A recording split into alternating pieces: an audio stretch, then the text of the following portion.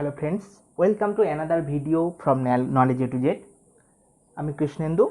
তো আমরা আগে যেগুলো পড়ে নিয়েছি সেগুলো হচ্ছে একটা কোষ কী কী নিয়ে গঠিত সমস্ত কিছু পড়ে নিয়েছি। সো আজকে আমরা পড়ব একটা কোষের বাইরে যেরকম কোষ পর্দা থাকে, কোষ প্রাচীর থাকে, তেমনি কোষের ভেতরে কি থাকে সেটা সম্বন্ধে আজকে আমরা পড়ব। কোষের ভেতরে কি থাকে? একটা ডিম, একটা ডিম। ডিমের ভেতরে কি থাকে? একটা কুসুম থাকে। সেরকম একটা একটা অ্যাকচুয়াল ডিমটা একটা কোষ। সেরকম ডিমের ভিতরে যেরকম কুসুম থাকে, একটা কোষের ভিতরে কি থাকে? নিউক্লিয়াস থাকে। ডিমের ওই কুসুমটাই হচ্ছে ডিমের নিউক্লিয়াস। তো আজকে আমরা পড়ব এই নিউক্লিয়াস, প্লাস্টিড এসব সম্বন্ধে পড়ব। তো আজকে প্রথমে স্টার্ট করা যাক নিউক্লিয়াস। তো নিউক্লিয়াস, আমরা যদি একটা নিউক্লিয়াস আঁকি সেটা দেখতে কেমন হবে একটু দেখে নিই। নিউক্লিয়াস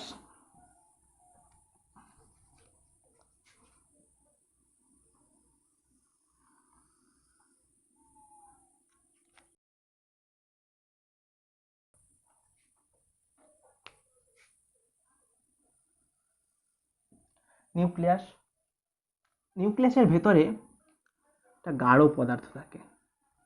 কোষের ভিতরে যেরকম গাঢ় পদার্থ হচ্ছে নিউক্লিয়াসের ভিতরে এরকম একটা গাঢ় পদার্থ থাকে, সেটার নাম হচ্ছে নিউক্লিওলাস।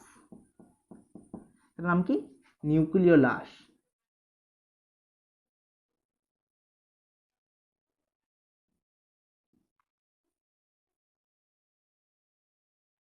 নিউক্লিওলাস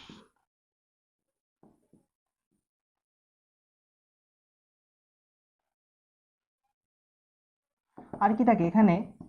এক ধরনের তরল পদার্থ থাকে, সেটার নাম হচ্ছে নিউক্লিওপ্লাজম।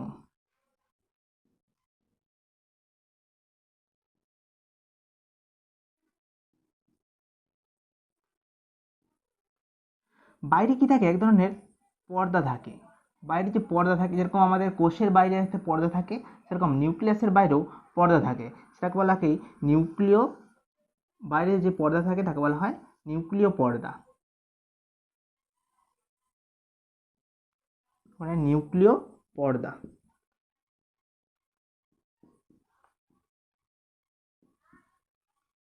আর এখানে কি এক ধরনের জালিকাকার পদার্থ থাকে।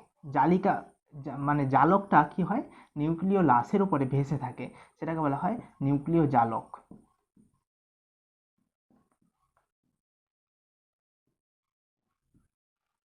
তো একটা নিউক্লিয়াসের চারটি পার্ট, সেটা হচ্ছে নিউক্লিয় লাস, নিউক্লিয় পর্দা, নিউক্লিয় প্লাজম, নিউক্লিয় জালিকা। তো এক একটা সম্বন্ধে আমরা একটু ডিটেলসে পড়ে নিই। তো প্রথমে আসি নিউক্লিয় লাস সম্বন্ধে। নিউক্লিয় লাস নিউক্লিয় লাস কোনটা?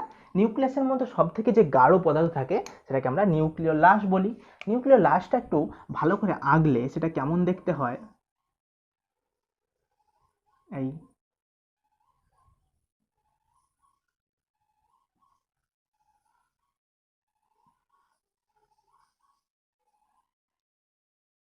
অনেকটা এই টাইপের দেখতে হয়, অনেকটা এই টাইপের দেখতে হয়।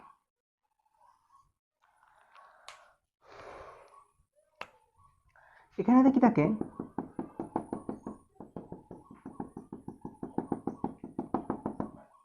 এখানে এরকম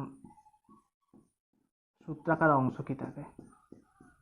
নিউক্লিয় লাস চারটি অংশ নিয়ে গঠিত। কি কি? চারটি অঞ্চল নিয়ে গঠিত। এক নম্বর হচ্ছে অনিয়তাকার অঞ্চল,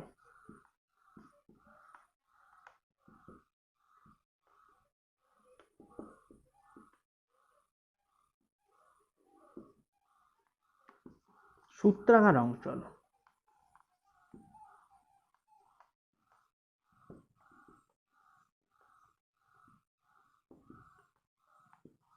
দানাদার,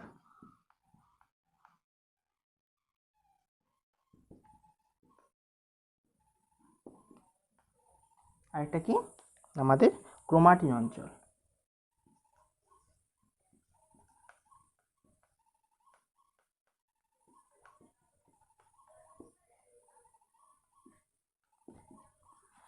অনিয়তাকার অঞ্চল কোনটা? অনিয়তাকার অঞ্চল হচ্ছে এই যে এই অংশগুলো, এটা হচ্ছে অনিয়তাকার অঞ্চল। দানাদার অঞ্চল কোনটা?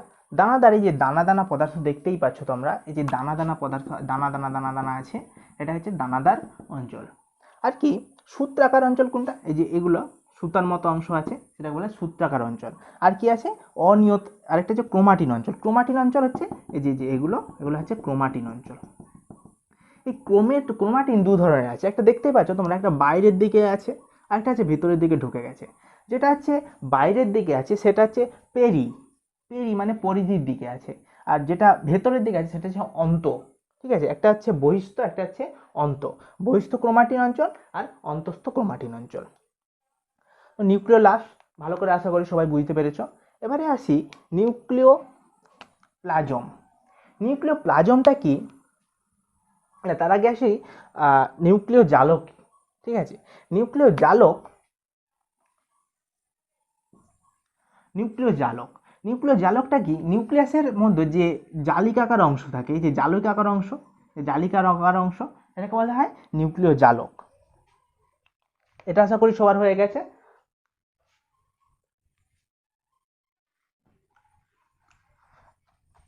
জালিকাকার অংশ এটাই তো আসল জিনিস নিউক্লিয়াসের। তো নিউক্লিয়াসের আসল যে জালিকাকার অংশ সেটা কেমন, সেটা একটু সম্বন্ধে একটু পড়া যাক। এই জালিকাকার অংশ নিউক্লিয় কার উপরে? নিউক্লিয় প্লাজমের উপরে ভাসমান অবস্থায় থাকে। এটা কি কি নিয়ে গঠিত? এটা হচ্ছে ডিএনএ, আরএনএ ও প্রোটিন। এটি ডিএনএ, আরএনএ এবং প্রোটিন দ্বারা গঠিত হয়। এটা যখন আমাদের কোষ বিভাজন হয়, আমাদের যখন ইন্টারফেজ দশা চলে, ইন্টারফেজ দশা, কোষ বিভাজন সেটা হচ্ছে বিভাজন দশা, আরেকটা হচ্ছে ইন্টারফেজ দশা, সেটা আমরা পরে পড়বো, সেটা আমাদের পরে আছে আরও ভালো করে। সো এই এই যে এখানেই থাকে ডিএনএ আরএনএ। ডিএনএ আরএনএ কী করে তোমরা সেটা আগেই আমি বলেছি, আগের ভিডিওতে বলেছি, যদি না দেখে থাকো প্লিজ আগের ভিডিওতে গিয়ে দেখো। তো এই ডিএনএ আরএনএ থাকে এখানে। বাবা, এবারে বুঝতে পারলাম যে ব্যাপারটা কি তাই নিউক্লিয়াসকে কেন কোষের মাথা বলা হয় এবার বোঝা গেল, কারণ কোষের ভিতরেই থাকে তো ডিএনএ। সো কোষের মাথা তো নিউক্লিয়াসকে বলা হবেই। সো এই ডিএনএটা, আচ্ছা তো একটা প্রশ্ন আছে যে অনেকে বলে যে অনেকে দেখেছে যে ডিএনএটা এরকম দেখতে হয়, তো এরকম দেখতে হয়, তাই এটা তো এরকম নয়। বা এটা এরকম নয় ঠিকই, কিন্তু ওটার ভেতরে এই যে যে জালিকাকার অংশ আছে, এটা গুটানো অবস্থায় যখন যখন এর দরকার হয়, মানে কিছু কিছু সময়ে এটা এরকম আকার ধারণ করে। ঠিক আছে, যখন বিভাজন দশার টাইম আসে তখন এরকম আকার ধারণ করে। এবারে আমরা পরবর্তী অংশে আসি, সেটা হচ্ছে নিউক্লিয় প্লাজম। নিউক্লিয় প্লাজমটা কি? নিউক্লিয় লাশ আমরা পড়লাম, নিউক্লিয় জালক আমরা পড়লাম। তো এই নিউক্লিয় লাশ এবং নিউক্লিয় জালক যেই পদার্থের উপরে, যেই তরল পদার্থের উপরে ভাসমান অবস্থায় থাকে, সেটাকে আমরা বলবো কি? নিউক্লিয় প্লাজম। যে তরল পদার্থের উপরে ভাসমান অবস্থায় থাকে তাকে বলা হয় নিউক্লিয় প্লাজম। তাহলে নিউক্লিয় প্লাজমে কী কী থাকবে? নিউক্লিয় লাশ থাকবে, নিউক্লিয় জালিকা থাকবে, আর কি বিভিন্ন ধরনের প্রোটিন, হিস্টোন নন হিস্টোন প্রোটিন, বিভিন্ন জিনিস থাকবে। এবার আছে নিউক্লিয় পর্দা। নিউক্লিয় পর্দাটা যদি আমরা আঁকি তো কীরকম হবে?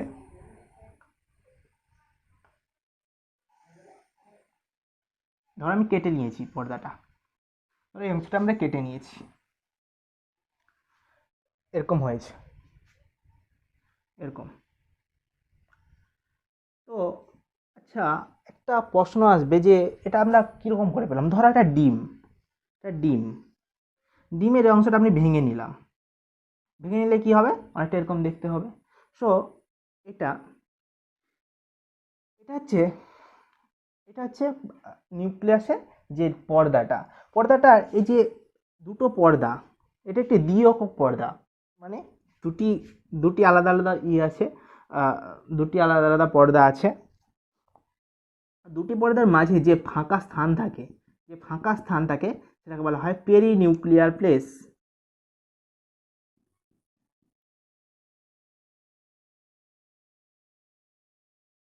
Peri nuclear space, perinuclear space. এখানে ছিদ্র থাকে, এখানে ছিদ্র থাকে। তো এই ছিদ্রগুলা কি হয়, এক ধরনের ছিপির মতো, ছিপি যেরকম বোতলে ছিপি লাগানো থাকে সেরকম এখানে ছিপির মতো লাগানো থাকে, সেটাকে বলা হয় অ্যানিউল। সেটাকে কি বলা হয়? অ্যানিউল।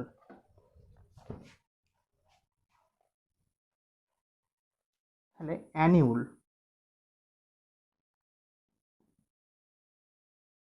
এই অ্যানিউল যুক্ত ছিদ্রকে বলা হয়, অ্যানিউল যুক্ত ছিদ্রকে বলা হয় পোর কমপ্লেক্স।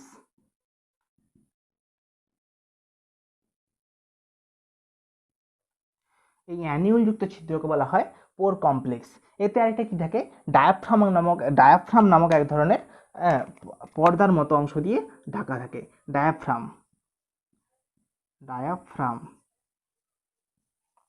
নামক এক ধরনের পর্দার মতো অংশ ধরে ঢাকা থাকে। কখনো কখনো এই ছিদ্রগুলো এই অ্যানিউল ট্যানিউল বাদ থাকে, তখন কি হয়, নটা টিউব আকৃতির পদার্থ দ্বারা তৈরি হয়, টিউবের মতো এরকম নটা। সেটা কিরকম করে সাজানো থাকে, একটা থাকে আর তার চারপাশে আটটা এরকম থাকে, ঠিক আছে। এরকম দিয়ে একটা এই পোরগুলি, এই ছিদ্রগুলি তৈরি হয়। তো আমরা ভালো করে পড়লাম নিউক্লিওলাস, নিউক্লিওপ্লাজম, নিউক্লিয় পর্দা এবং নিউক্লিয় জালক। তো নিউক্লিয়াস আশা করি সবাই বুঝতে পেরেছে এবং সুন্দরভাবে লিখতে পারবে। নিউক্লিয়াস পরীক্ষার জন্য খুব ভালো, খুব মানে ইম্পর্টেন্ট একটা টপিক। তো আমরা আসি মাইটোকন্ড্রিয়া। মাইটোকন্ড্রিয়াকে কোষের কি বলা হয়, শক্তিঘর। এই মাইটোকন্ড্রিয়া, এবারে আসি কি মাইটোকন্ড্রিয়া।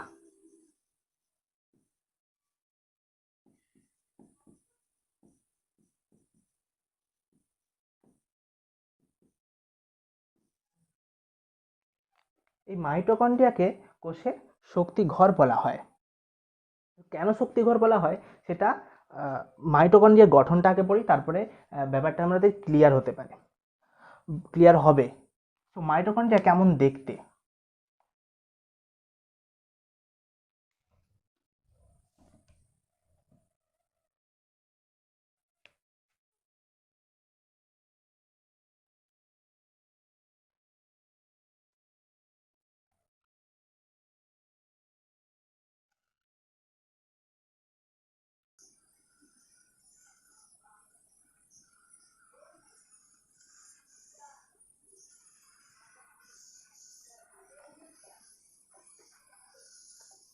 এই হচ্ছে আমাদের মাইটোকন্ড্রিয়া। কিছু কিছু অংশে বেঁকে গেছে, সো এটাকে সোজা করে নেওয়া যাক।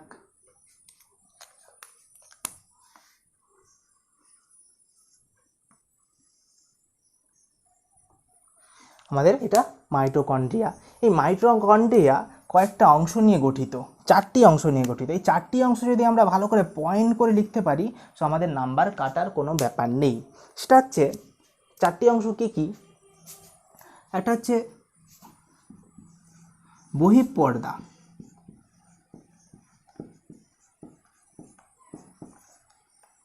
অন্তঃপর্দা,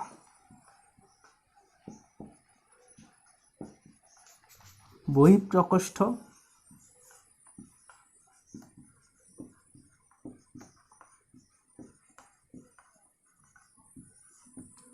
এটা হচ্ছে অন্তঃপ্রকোষ্ঠ।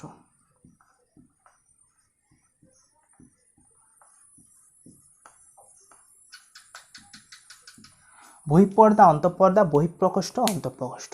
সেটা কোথায় কোনটা থাকে সেটা দেখে নিই। এটা হচ্ছে বহিঃপর্দা,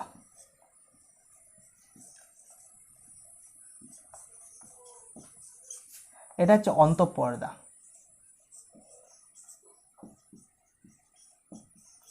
অতএব বহিঃপ্রকোষ্ঠ এটাই হবে। এটা হচ্ছে বহিঃপ্রকোষ্ঠ,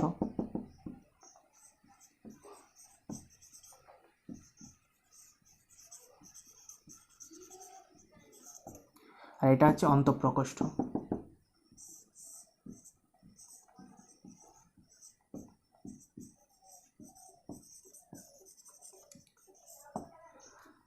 এবারে এক একটা সম্বন্ধে একটু পড়ে নিই। বহিঃপর্দা, বাইরের দিকে যে পর্দা থাকে সেটাকে আমরা বলবো কি, বহিঃপর্দা। বাইরের দিকে যে মাইটোকন্ড্রিয়ার বাইরে যে পর্দা থাকে সেটাকে আমরা বলবো বহিঃপর্দা। এই বহিঃপর্দার ভেতরের দিকে বহিঃপর্দার ভেতরের দিকে কি থাকে? বহিঃপ্রকোষ্ঠ। বহিঃপর্দার ভেতরে কি থাকে? বহিঃপ্রকোষ্ঠ। এই বহিঃপর্দার কিছুই সেরকম বৈশিষ্ট্য নেই।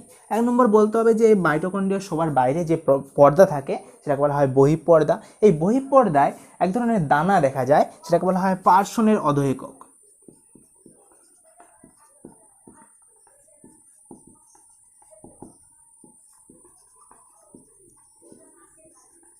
সেটাকে বলা হয় পার্সনের অধঃএকক বা বহিস্থ দানা।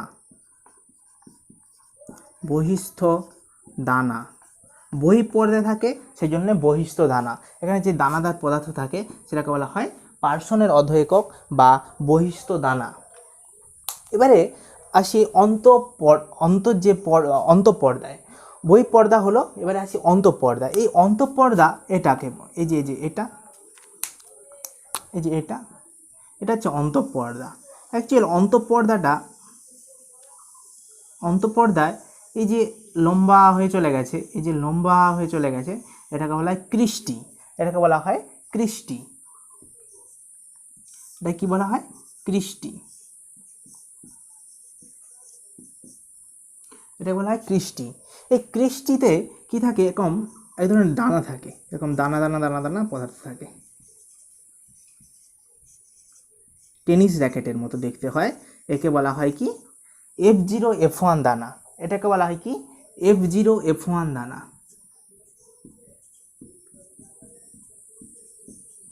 এই দানাগুলোকে বলা হয় কি? F0 F1 দানা। এবারে আসি বহিঃপ্রকোষ্ঠের ক্ষেত্রে। কিছু নেই, শুধু পয়েন্ট দিয়ে লিখতে হবে। প্রথমে পড়তে হবে কি? বহিঃপর্দা। বহিঃপর্দায় কি থাকে? পার্সনের অধঃএকক। তারপরে আসে অন্তঃপর্দা। অন্তঃপর্দায় কি? ভেতরের যে পর্দা থাকে, পর্দায় কি? এক ধরনের আঙুলের মতো প্রবর্ধক থাকে, সেটাকে বলা হয় কি? কৃষ্টি। এই কৃষ্টিতে কি থাকে? F0 F1 দানা থাকে, টেনিস র্যাকেটের মতো দেখতে হয়। ঠিক আছে, নেক্সট কি হয়? বহিঃপ্রকোষ্ঠ। এই বহিঃপ্রকোষ্ঠ যে বহিঃপর্দা এবং অন্তঃপর্দার মাঝে যে প্রকোষ্ঠ থাকে, বহিঃপর্দা, এটা হচ্ছে বহিঃপর্দা এবং অন্তঃপর্দার মাঝে যে প্রকোষ্ঠ থাকে তাকে বলা হয় বহিঃপ্রকোষ্ঠ। এই বহিঃপ্রকোষ্ঠে কি থাকে? বহিঃপ্রকোষ্ঠে কি থাকে? এখানে থাকে শুধুমাত্র বিভিন্ন ধরনের উৎসেচক।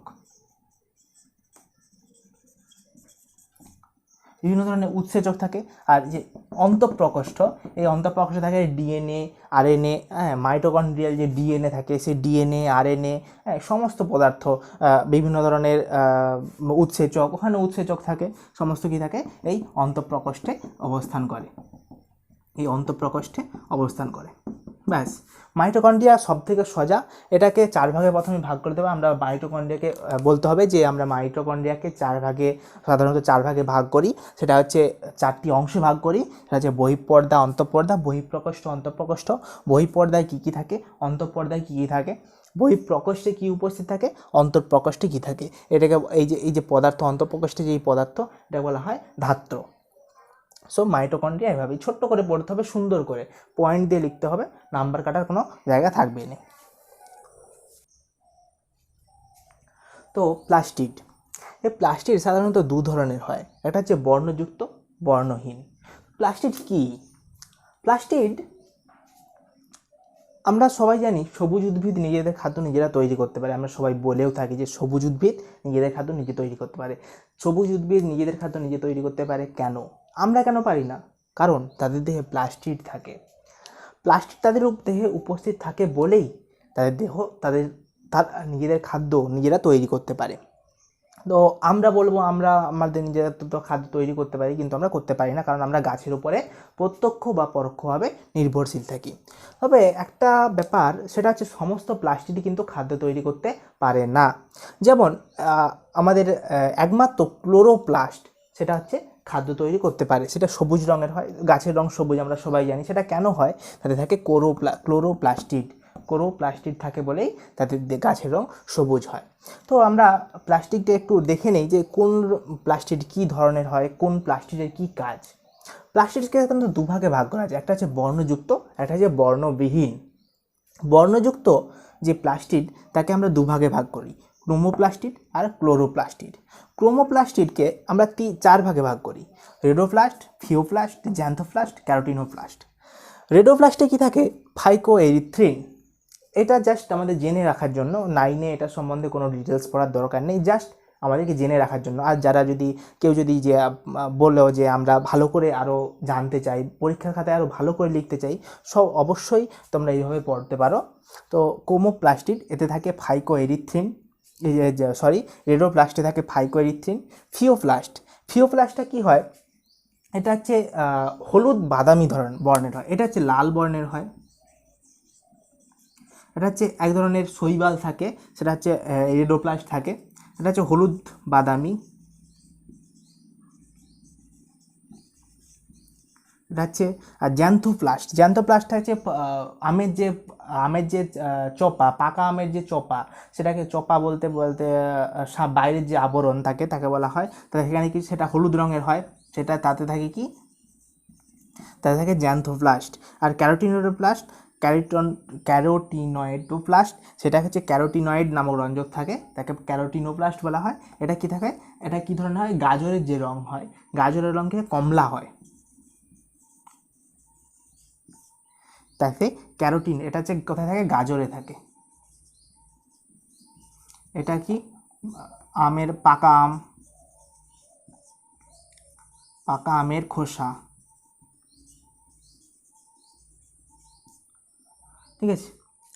তো এই ক্লোরোপ্লাস্টিড সম্বন্ধে আমরা পরে এই ভিডিওরই এটার পরে আমরা ভালো করে পড়ব। তো অ্যামাইলোপ্লাস্ট, এটা বর্ণহীন যে প্লাস্টিড, সেটাকে আমরা বলি লিউকোপ্লাস্টিড, সেটাকে বলা হয় কি, লিউকোপ্লাস্টিড। এই লিউকোপ্লাস্টিডকে আমরা 3 ভাগে ভাগ করতে পারি, অ্যামাইলোপ্লাস্ট, এলাইওপ্লাস্ট, প্রোটিনোপ্লাস্ট। অ্যামাইলোপ্লাস্ট কি, এটা কি করে, অ্যামাইলো এই কথার ভাষাটা শোনা শোনা লাগছে না? হ্যাঁ, ঠিকই বলেছো, এটা হচ্ছে অ্যামাইলোপ্লাস্ট। তার একটা প্রোটিনোপ্লাস্ট, প্রোটিন জাতীয় খাদ্য এরা কি জমা করে রাখে, প্লাস্টিকও খাদ্য জমা করে রাখে। তাহলে যে কোনো প্লাস্টিক থাকলেই হবে না, তাতে কি ক্লোরোপ্লাস্টিডই থাকতে হবে। ক্লোরোপ্লাস্টিড একটা ইম্পর্টেন্ট প্লাস্টিড, এটাই থাকতে হবে। অন্য কোনো প্লাস্টিক থাকলে সেই উদ্ভিদ খাদ্য তৈরি করতে পারবে কি পারবে না, সেটা আমরা আমাদের যে সালোকসংশ্লেষ যে চ্যাপ্টার আছে সেখানে আমরা আরও ডিটেলসে পড়ব। তো এখানে কি হয়, প্রোটিনোপ্লাস্ট প্রোটিন জাতীয় খাদ্য কি হয়, জমা করে রাখে। অ্যালাইওপ্লাস্ট, এটা কি লিপিড জাতীয় খাদ্য জমা রাখে। আর অ্যামাইলোপ্লাস্ট, এটা হচ্ছে আমাদের কার্বোহাইড্রেট জাতীয় খাদ্য জমা করে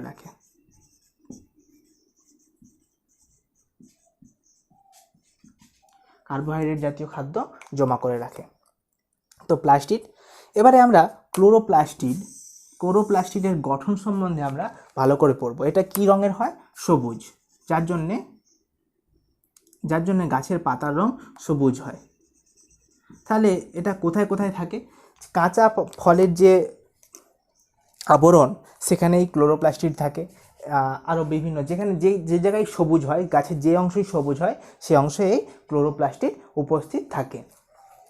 তো আমরা এই ক্লোরোপ্লাস্টিডের গঠন সম্বন্ধে ডিটেলসে পড়ব। ক্লোরোপ্লাস্টিড কেমন দেখতে হয়, কিভাবে কি ব্যাপার আছে, সেটা আমরা একটু ডিটেলসে পড়ে নেওয়া যাক।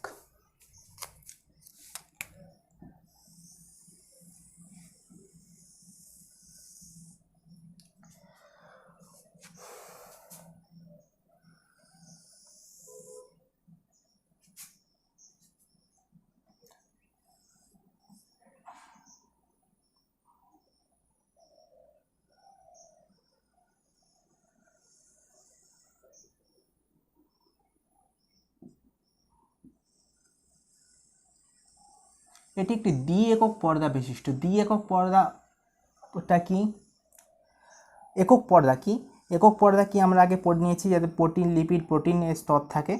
এই ক্লোরোপ্লাস্ট এই একক পর্দা দ্বারা ঘিরে থাকে। এই দুটি পর্দার মাঝে যে ফাঁক দেখতে পাচ্ছ, এটাকে বলা হয় পেরিপ্লাস্টিডিয়াল প্লেস। আমরা নিউক্লিয়াসের ক্ষেত্রে একটু আগে পড়েছি যে নিউক্লিয়ার প্লেস, এখানে হচ্ছে পেরিপ্লাস্টিডিয়াল প্লেস, এটাকে বলা হয় পেরিপ্লাস্টিডিয়াল প্লেস।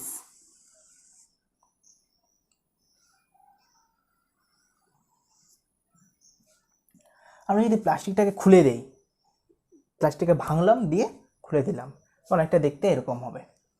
তো তার ভিতরে কী কী থাকে একটু দেখে নিই। আমরা বলেছি এই যে যে আমাদের পর্দা থাকে, এটা হচ্ছে একক পর্দা। এটায় কী থাকে? প্রোটিন, লিপিড, প্রোটিন, হ্যাঁ, এই মাঝে থাকে পেরিপ্লাস্টিডিয়াল প্লেস। ভেতরে কি থাকে? ভেতরে এরকম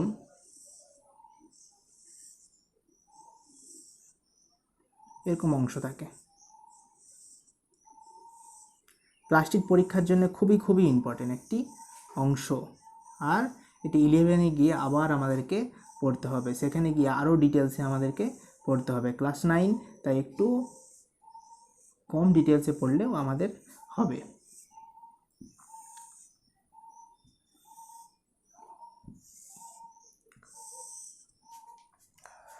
তো এরকম থাকে। তাহলে নামটা এবারে কি আমাদের জানা যাক। আচ্ছা, একটা ব্যাপার, সেটা হচ্ছে নিউক্লিয়াসের কাজ। হ্যাঁ, নিউক্লিয়াসের কাজ কি? নিউক্লিয়াসের ভিতরে আমরা যে আগে পড়ে নিলাম নিউক্লিয়াস, এই নিউক্লিয়াসের কাজ কি, প্লাস্টিডের কাজ কি, আমাদের মাইটোকন্ড্রিয়ার কাজ কি, সেটা আমরা সবার লাস্টে বলবো। সেটা আমরা আমি একটু স্কিপ করে গেছিলাম। তো এই প্লাস্টিডের মধ্যে থাকে কি?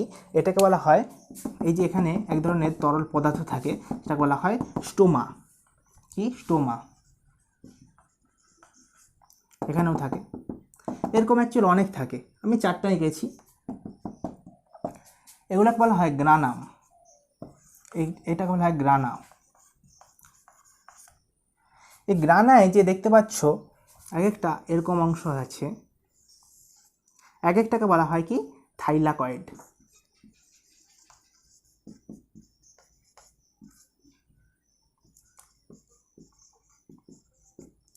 এক একটাকে বলা হয় থাইলাকয়েড।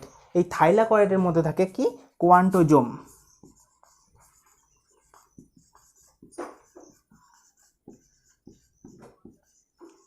থাইলাকয়েডের মধ্যে থাকে কি? কোয়ান্টোজোম দানা। তাহলে স্টোমা, গ্রানাম, থাইলাকয়েড আর কোয়ান্টোজোম, এটা হচ্ছে আমাদের প্লাস্টিডের গঠন। তো প্লাস্টিডের কাজ কি কি? প্লাস্টিডের কাজ আমরা যে আগে যে 4টা দেখেছিলাম, সেখানে আমরা দেখতে পেয়েছি যে এক ধরনের প্লাস্টিড সেটা খাদ্য জমা করছে। হ্যাঁ, সেটাকে আমরা লিউকোপ্লাস্টিড বলেছি। ক্লোরোপ্লাস্টিড কী করছে? খাদ্য তৈরি করে। এটা হচ্ছে সবথেকে ইম্পর্টেন্ট যে প্লাস্টিড। এছাড়াও ফলের আমাদের ফলের যে আবরণ, সেটার রং চেঞ্জ হচ্ছে এই প্লাস্টিডের জন্যই। সো প্লাস্টিড বিভিন্ন খাদ্য তৈরি, সবার প্রথম তো খাদ্য তৈরি করতে সাহায্য করে, খাদ্য জমা রাখে, এই সমস্ত কাজ করে। আর আমরা যে দুটো স্কিপ করে এসেছি, যে নিউক্লিয়াস কী কাজ করে? নিউক্লিয়াসের মধ্যে থাকে ডিএনএ, আরএনএ। সো নিউক্লিয়াস আমাদের বংশগতির ধারক বাহক। নিউক্লিয়াস একটা কোষের মাথা হিসাবে কাজ করে। কোষ কী কাজ করবে, কি করবে না, সমস্ত কিছুই এই নিউক্লিয়াসই করে। এই নিউক্লিয়াস যদি কোনো রকমে কোনো প্রবলেম হয়, তখন আমাদের ক্যান্সার সৃষ্টি হতে পারে। সো ক্যান্সার সম্বন্ধে আমরা পরে কোনো একটা ভিডিওতে জানবো ব্যাপারটা কী। আর আমাদের মাইটোকন্ড্রিয়ার কাজ কি? মাইটোকন্ড্রিয়াকে আমাদের কোষের শক্তিঘর বলা হয়। শক্তিঘর কি? শক্তিঘর আমাদের ঘর। আমরা যে ঘরে আলু থাকে সেটা বলে আলুর ঘর, যে ঘরে চাল থাকে সেটা বলে চালের ঘর। সেরকম শক্তিঘর মানে সেখানে শক্তি থাকবে। সো মাইটোকন্ড্রিয়ায় কী হয়? শক্তি তৈরি হয়। মাইটোকন্ড্রিয়ায় এটিপি তৈরি হয়, তাই মাইটোকন্ড্রিয়াকে কোষের শক্তিঘর বলা হয়। তো আজকে এখান পর্যন্তই। আশা করি সমস্ত কিছু তোমরা ভালোভাবে বুঝতে পেরেছো। যদি না বুঝতে পারো, প্লিজ কমেন্ট বক্সে জানিও। আর তোমাদের কমেন্ট, তোমাদের লাইকটা আমাদের পরের ভিডিওর জন্য আরও আমাকে অনুপ্রেরণা দেয়, আরও পরের ভিডিওটা আরও ভালো করতে সাহায্য করে। সো প্লিজ লাইক করো, আর আমার চ্যানেলটি সাবস্ক্রাইব করতে ভুলো না কিন্তু, কারণ সাবস্ক্রাইব না করলে তোমরা জানবে কী করে পরে কখন ভিডিও আসছে, কখন আসছে না। সো সাবস্ক্রাইব করে দিও আর ভিডিও দেখতে থাকো। আর আশা করি তোমরা বুঝতে পারবে। যদি না কোনো ব্যাপার যদি তোমরা বুঝতে পারো, অবশ্যই তোমরা কমেন্টে জানিও। তো আজকের মতো টাটা।